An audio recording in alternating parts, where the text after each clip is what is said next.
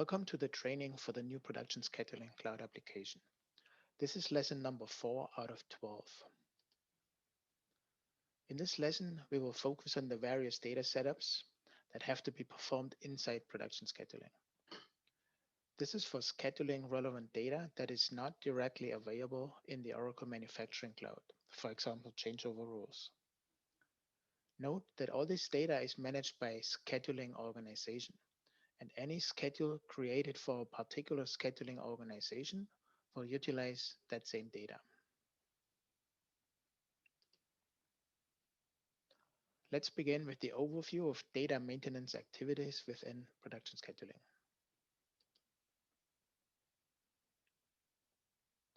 This table contains the various data elements that are maintained within production scheduling.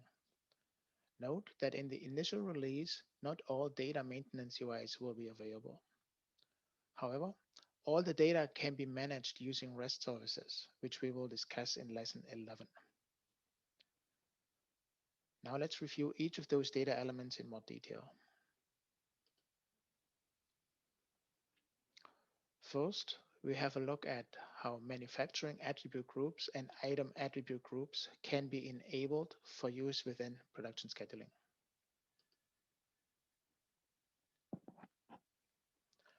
You can set up manufacturing attribute groups and work definition operations for use in production scheduling as follows.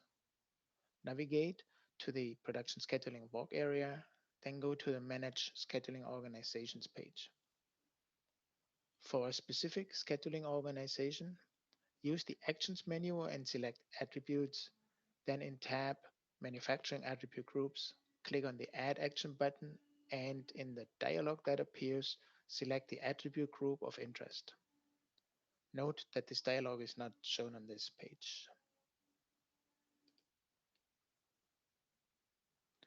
Similarly, let's have a look at adding item attribute groups. Repeat the previous steps, but now navigate to the tab Item Attribute Groups. Again, click on the Add Action button, and in the dialog that appears, select the item class and attribute group combination of interest.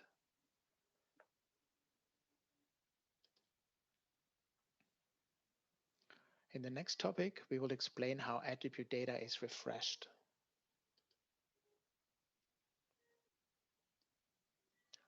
After adding the attribute groups, use the refresh action for a scheduling organization to read the underlying attributes and their attribute values into production scheduling. After that refresh is complete, these attributes and their attribute values can be used in PS to define changeover rules, user-defined attribute sequences, and attribute colors. The changeover rules and user-defined attribute sequences are then considered during schedule generation, and the attribute colors can be used to support schedule analysis.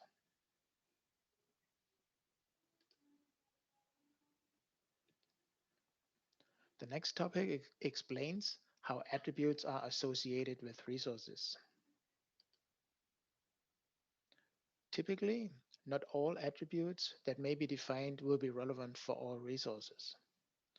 So instead of defaulting a Cartesian product of attributes and resources, you explicitly associate individual attributes with the relevant resources.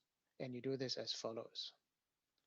In the Manage Attributes page for a scheduling organization, navigate to tab Resource Attributes, then choose the Add action, and in the dialog that opens, enter the work center, the resource, and the attribute that you want to associate.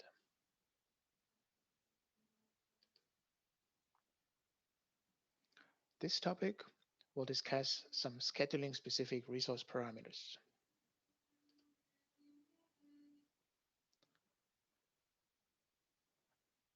Now, in order to maintain resource parameters for a given scheduling organization, again, navigate to the Manage Scheduling Organizations page, select Resource Parameters from the Actions menu. And in the Manage Resource Parameters page, click on the Add action. And in the dialog that appears, enter the WalkCenter resource of interest and specify the various properties. We will explain these properties next.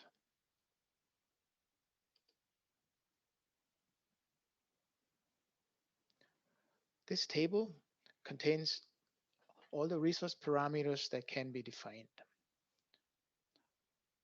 Note that if apply user-defined sequence is set to yes for a resource, then this only has an effect in schedules which use scheduling buckets.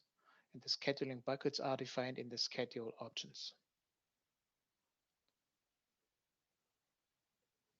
Important to note is that specifying these resource parameters within PS is optional. And if a resource is in a schedule but is not explicitly defined here, then the schedule will apply the default parameter values, which are shown in column number 3. And therefore, it's important to keep the following in mind. Since the default value for constraint mode is relaxed, you need to explicitly add a resource to the resource parameters and set that constraint mode differently if it shall be constrained during the solve process during the schedule generation.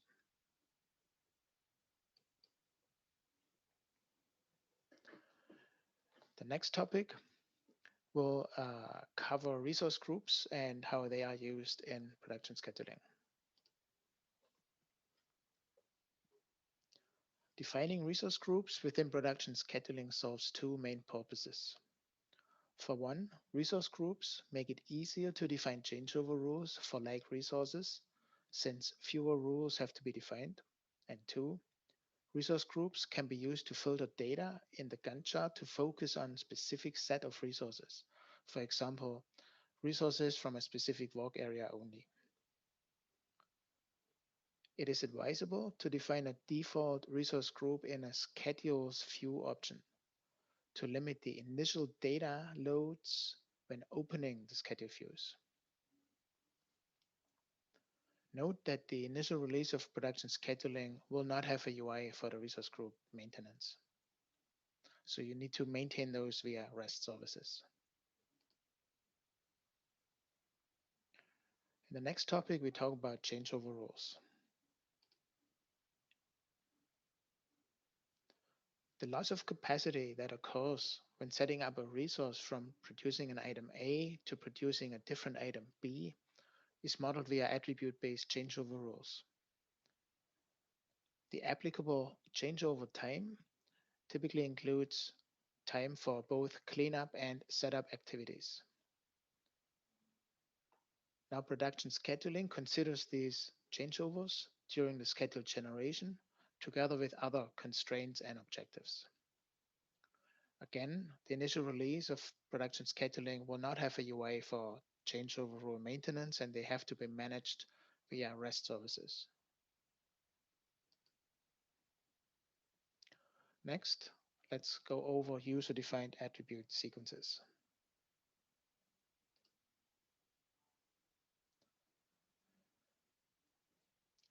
Instead of having production scheduling attempt to determine sequences and optimize changeovers, it sometimes makes more sense to simply tell production scheduling which attribute sequences are desirable and then have those considered during schedule generation.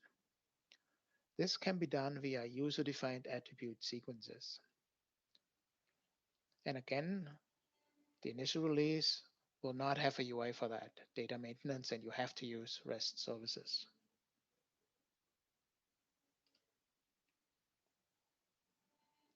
Now, the final topic of this lesson covers the attributes and attribute values. So what do we know about attributes?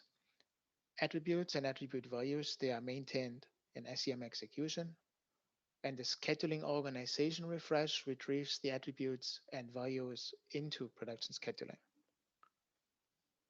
where they can be used. We also covered how attributes are associated with resources and used in the definition of changeover rules and user-defined sequences. Now, In order to improve visual schedule analysis in the Gantt chart, you can assign colors to attribute values and use them to highlight work order operations in the Gantt chart. Again, initial release of production scheduling will not have a UI for the attribute value color maintenance, and you have to use REST services for that.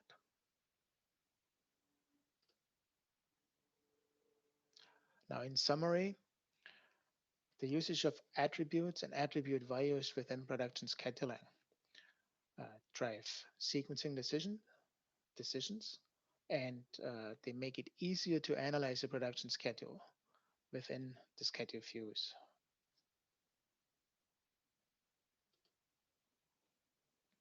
Now we will have a brief demonstration where we see how scheduling organizations and the contained data elements are maintained.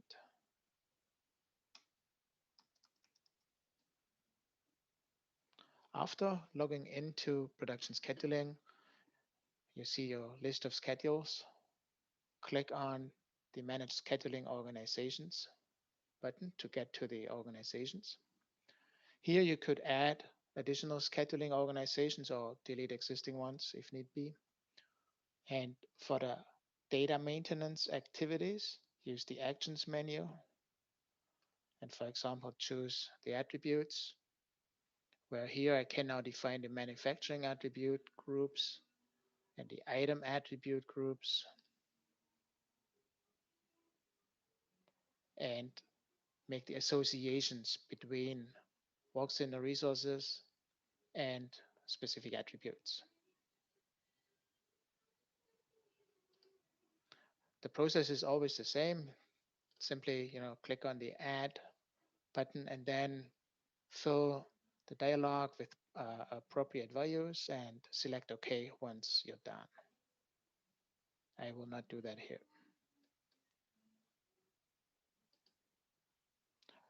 With respect to the resource parameters, same approach. We land at this table where we have a few resources added with the parameters that are set. If I want to, I can add another one or edit an existing one. Let's just go to edit. So we have now this resource with the constraint mode, with the way the changeovers shall be calculated concurrently or sequential, and where the changeover should be drawn on within the Gantt chart, left aligned or right aligned. And then we have the two flags that determine whether horizon start is going to be enforced and whether on this resource a user-defined sequence shall be applied. This again requires the use of scheduling buckets, which are defined in the schedule options page.